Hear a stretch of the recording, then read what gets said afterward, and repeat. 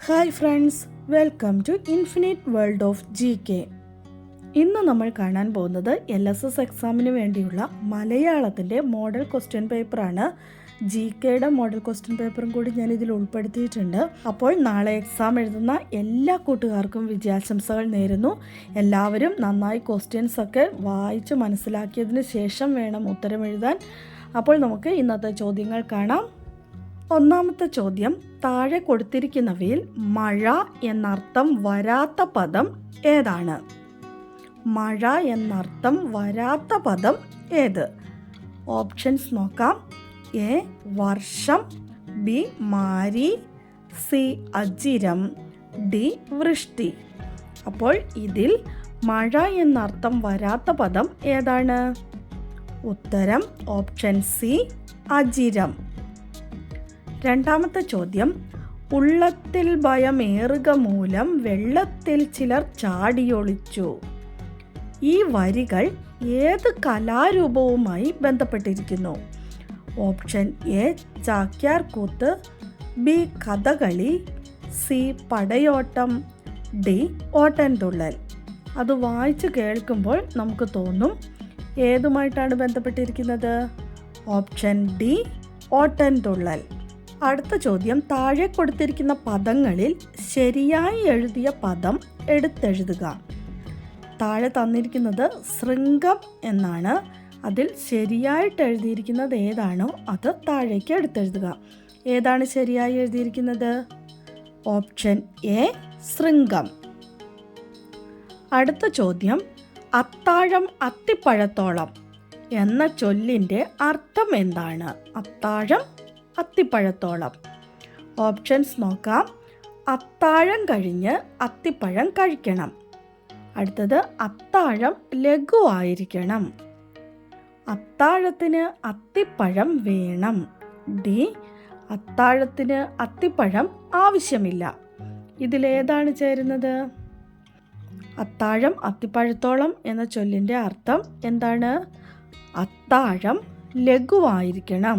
Option B. അടുത്ത ചോദ്യം, ഓണവുമായി ബന്ധപ്പെട്ട് തൃശ്ശൂർ, പാലക്കാട് ഭാഗങ്ങളിൽ പ്രചാരത്തിലുള്ള ഒരു നാടൻ കലാരൂപം ഏതാണ്? Option A Theyyam, B Kummatti, C Padayani, D Thira. ഏതാണ്? Option B Kummatti. അടുത്ത ചോദ്യം പിരിച്ചെഴുതാനാണ്. നാം പുണരുന്നത് പിരിച്ചെഴുതുക. എങ്ങനെയാണ് എഴുതുക?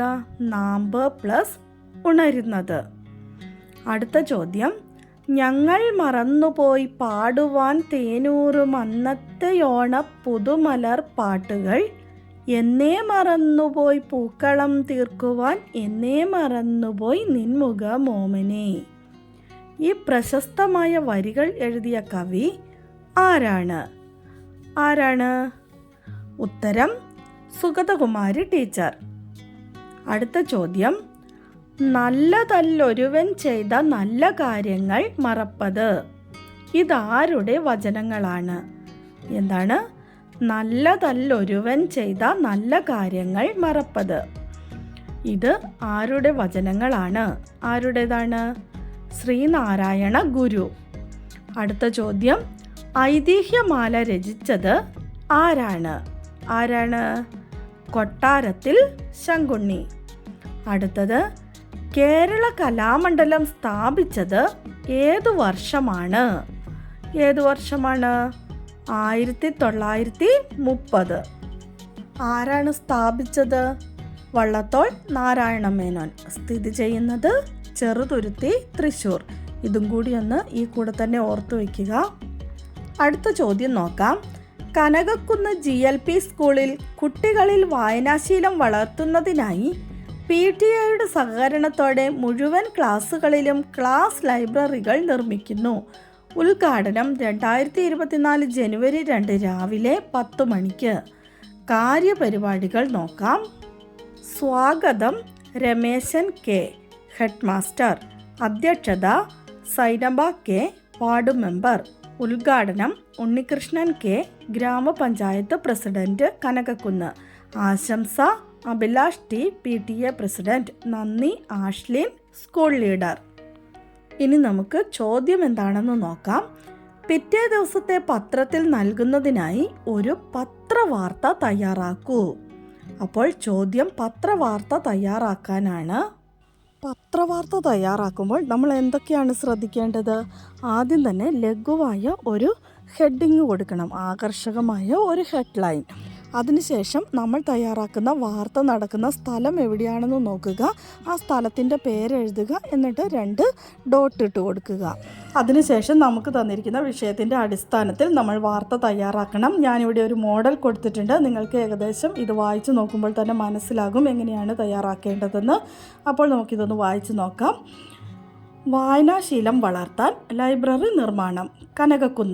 കനകക്കുന്ന് GLP സ്കൂളിൽ കുട്ടികളിൽ വായനാശീലം വളർത്തുന്നതിനായി PTA സഹകരണത്തോടെ മുഴുവൻ ക്ലാസ്സുകളിലും ലൈബ്രറികൾ നിർമ്മിക്കുന്നു.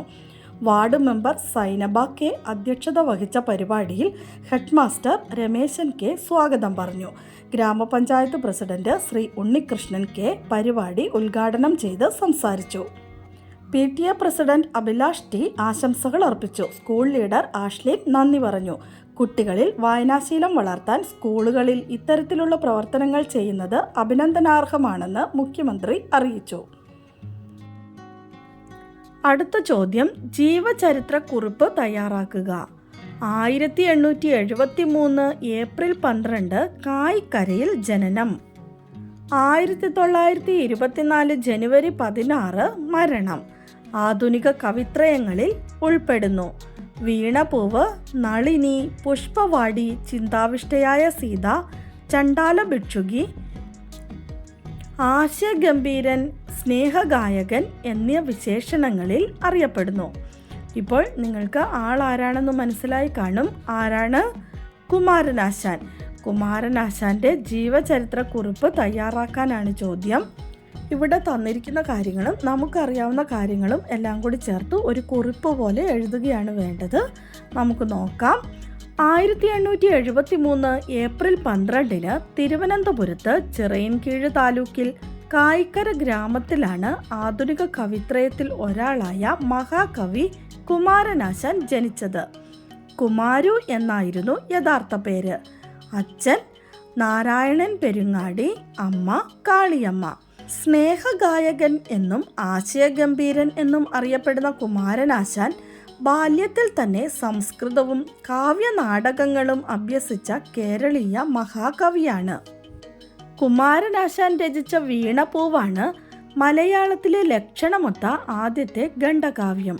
കൊഴിഞ്ഞു വീണ ഒരു പൂവിൻ്റെ കഥ പറഞ്ഞ വീണപൂവ് മലയാള സാഹിത്യത്തിൽ പുതിയൊരു പ്രസ്ഥാനത്തിന് തുടക്കം കുറിച്ചു.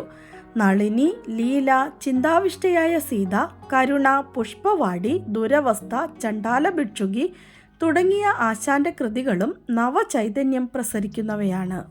കുട്ടികൾക്ക് വേണ്ടി അദ്ദേഹം ബാലരാമായണം രചിച്ചിട്ടുണ്ട്. മഹാകാവ്യങ്ങൾ ഒന്നും എഴുതിയിട്ടില്ലാത്ത അദ്ദേഹത്തിന് മഹാകവി എന്ന പദവി നൽകിയത് മദ്രാസ് സർവകലാശാലയാണ്. 1924 ജനുവരി 16 പല്ലനയാറ്റിൽ വെച്ചുണ്ടായ റെഡീമർ ബോട്ടപകടം സ്നേഹഗായകനായ ആ മഹാകവിയുടെ ജീവൻ കവർന്നെടുത്തു. അപ്പോൾ ഇതാണ് നമ്മുടെ ജീവചരിത്രക്കുറിപ്പ്. ഇതുപോലെ തന്നെ എഴുതണമെന്നൊന്നുമില്ല, നിങ്ങൾക്ക് നിങ്ങളുടേതായ രീതിയിൽ ഏകദേശം ഇതേ മോഡലിൽ എഴുതാവുന്നതാണ്. അടുത്തത് പൊതുവിജ്ഞാനത്തിൻ്റെ ഒരു മോഡൽ ക്വസ്റ്റ്യൻ പേപ്പറാണ്. നമുക്ക് ചോദ്യങ്ങളൊന്ന് നോക്കാം. 15ാമത്തെ ചോദ്യമാണ്, പെരിയാർ വന്യജീവി സങ്കേതം സ്ഥിതി ചെയ്യുന്ന ജില്ലകൾ ഏതൊക്കെയാണ്? Option A Idukki, Kottayam, Pathanamthitta. B Idukki, Ernakulam, Pathanamthitta. C Ernakulam, Kottayam, Thrissur. D Idukki, Ernakulam, Kottayam. ഇവയിൽ ഏതാണ് പെരിയാർ വന്യജീവി സങ്കേതം സ്ഥിതി ചെയ്യുന്ന ജില്ലകൾ? ഉത്തരമേതാണ്? Option A Idukki, Kottayam, Pathanamthitta. അടുത്ത ചോദ്യം, കേരളത്തിലെ മികച്ച പഞ്ചായത്തുകൾക്ക് നൽകുന്ന അംഗീകാരം. Option A Nirmal Puraskar. B Swaraj trophy. C Nehru trophy. D Swachh Bharat Puraskar.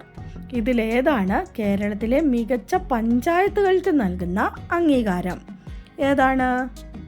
Option B Swaraj trophy. അടുത്ത ചോദ്യം, 500 രൂപ നോട്ടിൻ്റെ പുറംഭാഗത്ത് നൽകിയിരിക്കുന്ന ചിത്രം ഏതാണ്? ഓപ്ഷൻ എ മംഗൾയാൻ, ബി ചെങ്കോട്ട, സി പാർലമെൻറ്റ് മന്ദിരം, ഡി എഡ്യൂസാറ്റ്. ഏതാണ്? ഓപ്ഷൻ ബി ചെങ്കോട്ട. പുതിയ കറൻസി നോട്ടുകളുടെ പുറംഭാഗത്ത് നൽകിയിരിക്കുന്ന ചിത്രങ്ങളെക്കുറിച്ച് ഞാനൊരു ഷോർട്ട് വീഡിയോ ചെയ്തിട്ടുണ്ട്. അപ്പോൾ നിങ്ങൾക്ക് പെട്ടെന്ന് മനസ്സിലാകും, ഓർത്തിരിക്കാനും എളുപ്പമാണ്. ആ വീഡിയോയുടെ ലിങ്ക് ഞാൻ എൻ്റെ സ്ക്രീനിൽ കൊടുത്തേക്കാം. കാണാത്തവർ അതുകൂടി ഒന്ന് കണ്ടു നോക്കുക. അടുത്ത ചോദ്യം, ഇന്ത്യയുമായി അതിർത്തി പങ്കിടുന്ന ഏറ്റവും ചെറിയ രാജ്യം ഏതാണ്? ഓപ്ഷൻസ് നോക്കാം. A Bangladesh, B Nepal, C Bhutan, D Afghanistan. ഏതാണ് ഇന്ത്യയുമായി അതിർത്തി പങ്കിടുന്ന ഏറ്റവും ചെറിയ രാജ്യം? ഉത്തരം ഓപ്ഷൻ സി ഭൂട്ടാൻ. അടുത്ത ചോദ്യം നോക്കാം. താഴെ കൊടുത്തിരിക്കുന്നവയിൽ ഇരയിമ്മൻ തമ്പിയുടെ രചന അല്ലാത്തത് ഏതാണ്? Options are A Keechakavadham, B Uttaraswayamvaram, C Dakshayagam, D Kalyana Saugandhikam. ഇതിൽ ഇരയിമ്മൻ തമ്പിയുടെ രചന അല്ലാത്തത് ഏതാണ്? ഉത്തരം ഓപ്ഷൻ ഡി കല്യാണ സൗഗന്ധികം. അടുത്ത ചോദ്യം, ചുവടെ കൊടുത്തിരിക്കുന്നവരിൽ ഭാരതീയ ജ്ഞാനപീഠ പുരസ്കാരത്തിന് അർഹനായ എഴുത്തുകാരൻ ആരാണ്? ഓപ്ഷൻസ് നോക്കാം. A Kovilan, B M T Vasudevan Nair, C Vaikom Muhammad Basheer, D C Radhakrishnan. ഇതിൽ ആർക്കാണ് ജ്ഞാനപീഠ പുരസ്കാരം ലഭിച്ചിട്ടുള്ളത് എന്നാണ് ചോദ്യം. ആർക്കാണ്? Option B M T Vasudevan Nair. Jnanpith ലഭിച്ച മലയാളികളെക്കുറിച്ചും ഞാൻ ഷോർട്ട് വീഡിയോ ഇട്ടിട്ടുണ്ട്. വളരെ പെട്ടെന്ന് ഓർത്തിരിക്കാൻ വേണ്ടിയാണ് ഷോർട്സ് ആയിട്ട് അതുമാത്രം ഇട്ടിട്ടുള്ളത്. അപ്പോൾ നിങ്ങൾ അതൊക്കെ ഒന്ന് കണ്ടു നോക്കുക. അടുത്ത ചോദ്യം, വിദ്യാലയ മികവുകൾ പങ്കുവയ്ക്കുന്നതിനായി വിദ്യാഭ്യാസ വകുപ്പ് നടപ്പിലാക്കി വരുന്ന ടെലിവിഷൻ റിയാലിറ്റി ഷോയുടെ പേരെന്താണ്? വിദ്യാലയ മികവുകൾ പങ്കുവയ്ക്കുന്നതിനായി വിദ്യാഭ്യാസ വകുപ്പ് നടപ്പിലാക്കി വരുന്ന ടെലിവിഷൻ റിയാലിറ്റി ഷോ എന്താണ് പേര്? ഹരിത വിദ്യാലയം. അടുത്തത്, അറബിക്കടലിന് സമാന്തരമായി കാണുന്ന പർവ്വതനിരയുടെ പേരെന്താണ്? അറബിക്കടലിന് സമാന്തരമായി കാണുന്ന പർവ്വതനിരയുടെ പേരെന്താണ്? ഉത്തരം പശ്ചിമഘട്ടം, പശ്ചിമഘട്ട മലനിരകൾ. അടുത്ത ചോദ്യം, ജില്ലാ പഞ്ചായത്തിൻ്റെ തലവൻ ആരാണ്?